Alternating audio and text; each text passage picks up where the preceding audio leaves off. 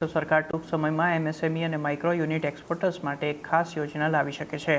સૂત્રો પ્રમાણે સરકાર વિદેશમાં એક્સપોર્ટ માટે જરૂરી રેગ્યુલેટરી અપ્રુવલ અને સર્ટિફિકેશનનો ખર્ચ ઉઠાવશે. આનો અર્થ એ છે કે નાના એક્સપોર્ટર્સને પોતાના ખિસ્સામાંથી વધુ ખર્ચ કરવો પડશે નહીં.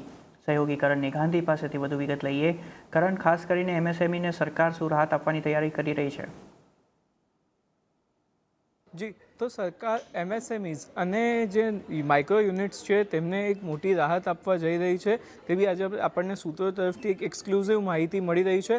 હવે એક્સપોર્ટ પ્રમોશન જે સ્કીમ છે તે હેઠળ હવે સરકાર જે છે તે એવા એમએસએમઈઝ અને માઇક્રો યુનિટને જે રેગ્યુલેટરી અપ્રુવલ્સ છે એક્સપોર્ટ માટેના અને તમામ જે લાઇસન્સીસ કહી લો કે જેટલા પણ દસ્તાવેજો જરૂરી હોય છે એક્સપોર્ટ કરવા માટેના, એ તમામ માટેનો જે ખર્ચ છે જે ડોક્યુમેન્ટ્સ માટેનો તે અહીંયાથી સરકાર ઉઠાવશે. એ જેવા એક એક્સક્લુઝિવ સમાચાર આજે આપણને બનતા દેખાઈ રહ્યા છે સૂત્રો તરફથી. સાથે જ જે રેગ્યુલેટરી ખર્ચ છે એ પણ સરકાર જ ઉપાડવાની છે.